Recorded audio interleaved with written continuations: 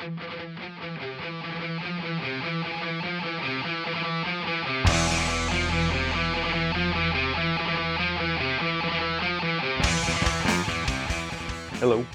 welcome to Rifleonline. I'm your host, Sean. This morning, we are going to hopefully level, crown, and polish these old frets. This is Jet's mid-80s Gibson Corvus. It has been a great guitar, and it has been a workhorse, let me tell you. I believe, I don't know, I want to say he got this in 83, maybe 84, maybe 85. I'll have to ask him. They might not have made them till 84 or 85. So anyway, this is basically just a nice one pickup guitar. We have a GFS pickup in here. I am going to, I had talked about showing you how to make some of your own tools. When I level these frets, I'm going to use this, and I'm going to take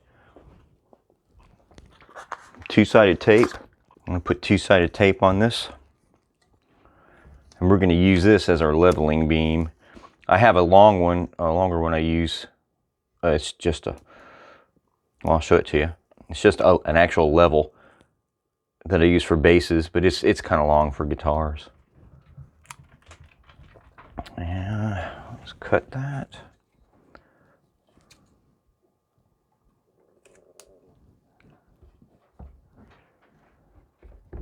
On this two-sided tape, I always like to save my spot. It can be hard to find with this stuff. Okay, so what I do is I already cut this. This is some 320 sandpaper, which would be perfect to level these frets. And I'm just going to put it right over here on the two-sided tape. Push it down nice and well. I cut it a little long so I can bend it up on the edges. There you go. That is going to work out fine. The thing with this is you have to make sure whatever you get is level, you know. So I checked this to make sure it's level with a level, and it is. This is what I use for basses. You see the same thing, but it's just too big to use on a guitar. So first thing I'm going to do with this is I'm going to cut these strings off because we're going to change them. I'm going to loosen the tension some anyway. I don't usually, especially on Gibsons, I usually, when I change strings, I just do them one at a time. I seldom take all the strings off. Like once a year I'll do it to treat the board or something if it's a rosewood or ebony board. But I usually don't. In this instance though, you know, we got to change them, and we have to take the strings off to get to this. So these one-piece Gibson bridge tailpiece things they're kind of interesting. They work well, but you got to be careful like this. You know, they can scratch your guitar. I'm not too worried about this. This actually is silver. I know it looks green, olive drab we call it, but it was silver new. There's a lot of checking on it now, and like I say, it kind of just turned into this this green color after all these years. But when I tell you this guitar has been, you know, been places, it has. Jet has been using this as his main guitar. I mean, until recently, it has been his main guitar almost, well, since he got it, and I can't even count the shows.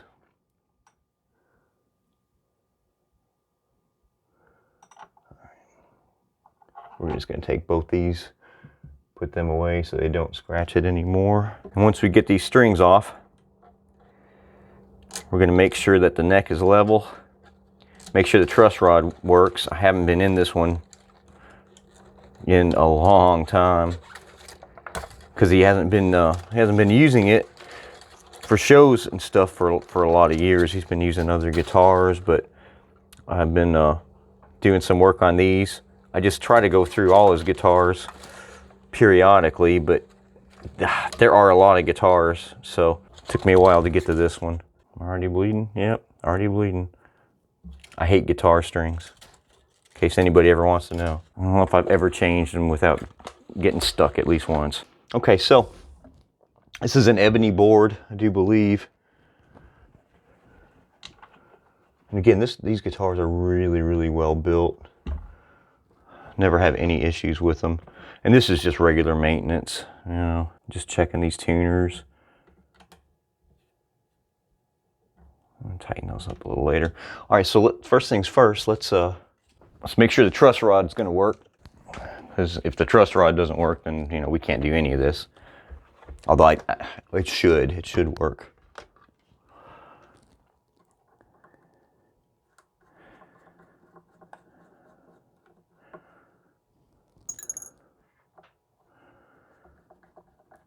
And these frets are really worn. I mean, really worn. So, see what happens. It's a really clean area. I don't know if you can see that well.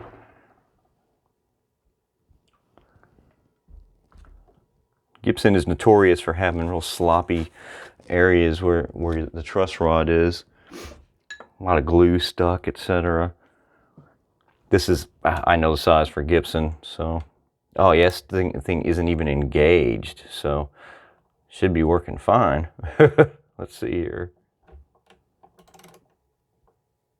All right, just barely engaged now. All right, so let's check the neck. We want to get it straight before we do this, and I use one of these notched straight edges. They're fantastic. I'll leave a link to this below. I got this on Amazon. I don't remember how much. I know I didn't pay much for it. You can make these too. You can make them out of anything that's again going to be good enough for a straight edge. You know, you could get a plastic ruler or yardstick, as long as it's true, and you can notch it yourself. But again, this was a minimal investment, so that thing is almost dead on straight now.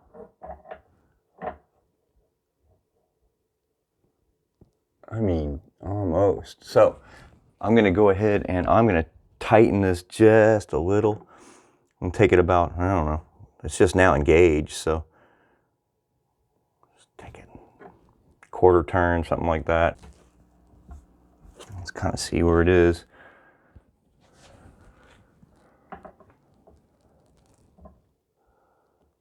Oh yeah. And this is the bolt-on neck version. His other two, which have been in videos, are the Futuras. This is the Corvus, and they're not even neck through. They're actually one piece, the neck and the body. Pretty amazing. Sometimes I kind of massage, but if you're wondering, I kind of massage these as I'm adjusting them. If they haven't been adjusted in a long time, or in this case, I mean, the truss rod wasn't even engaged, which is a testament to how good quality this is. You know, it'll kind of help get it to adjust and straighten up for you without doing any damage. You don't be afraid of the truss rod. So many people are afraid of them. You're not going to break your neck. I mean, it would be very, very unusual to break a truss rod or anything like that either. Like anything else, just got to take it easy. I always do adjust in about quarter turn increments. Get this just a little bit more. And hopefully if we get this straight, or when we get it straight, once we put the tension on the strings, it should give it enough relief. Relief is something that everybody feels a little different about on how much you like. Again, a lot of it's personal taste. I don't like a whole lot of relief in my basses or guitars, but you have to have some, or you know, it's not going to sound right. You'll have a lot of buzzing and dead spots and stuff. But I like to keep the neck pretty straight. But there's, you know, everyone has their own preference. A lot of it depends on the way you play, how hard you play, etc. Speaking of straight, I think this is so close. Right. Literally, I'm going to give it just a tiny, tiny, tiny turn. I don't think I want to go any more than that.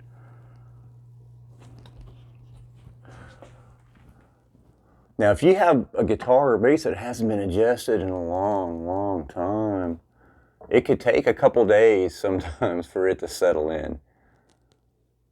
And even with this, once I'm done, I'll check it all again in a couple days. All right, one more eighth of a turn.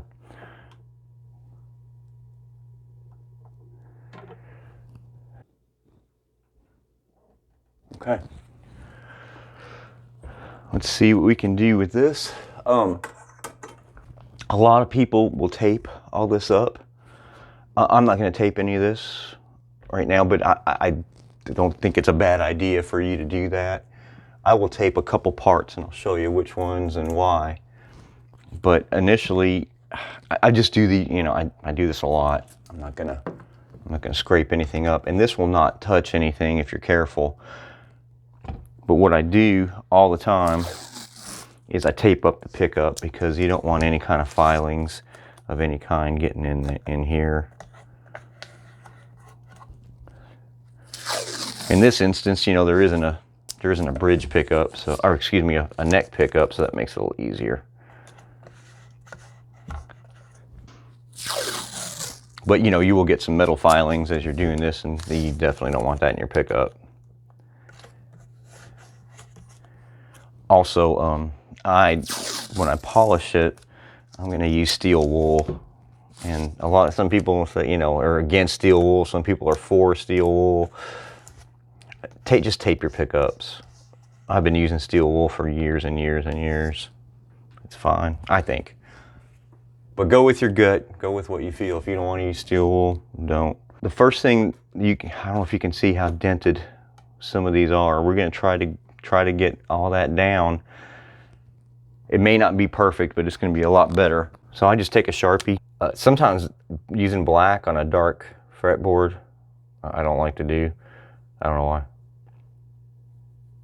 I'm going to use blue today.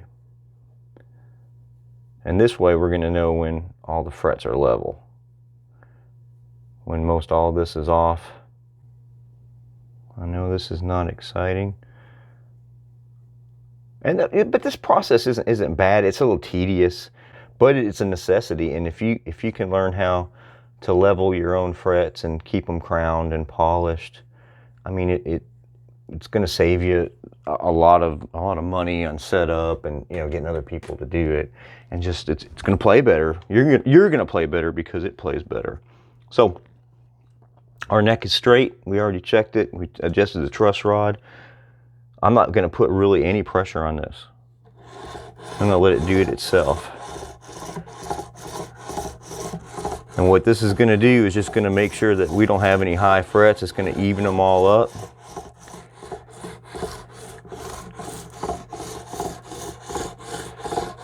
Now, I am not going to promise that every dent in these frets is going to be taken out, because we might have to take it down too far. This guitar is getting close to needing frets. But I think I can get a few years out of it with this. Maybe a lot of years. But again, I just go really gently. And you can see how all these are clear, but there's still some on that. So that tells me that this fret, right, this part of it's a little lower, and you can see it has a lot of dents. So I'm sure, but they're already looking a lot better. Now I will put a little bit of pressure, you know, when needed, but very little. I mean, frets, nickel frets, which most are really soft, you know, and they're easy to work.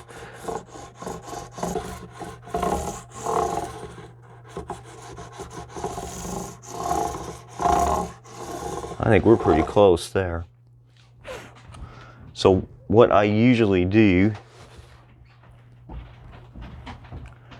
is, after I feel like they're pretty close, and you can tell because basically, except for where some of the dents are, all of that color is gone. But I'm going to take a piece of tape, technically two, and put it on over the 12th fret. just like that. Now the reason I do that is to make sure I can keep really low action for jet.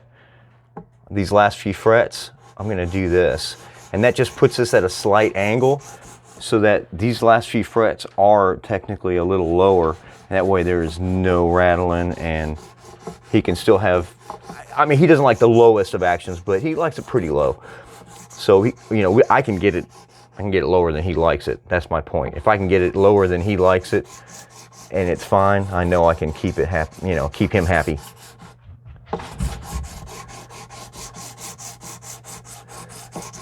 Now I know what Jet likes because I've been working on his guitars for a lot of years.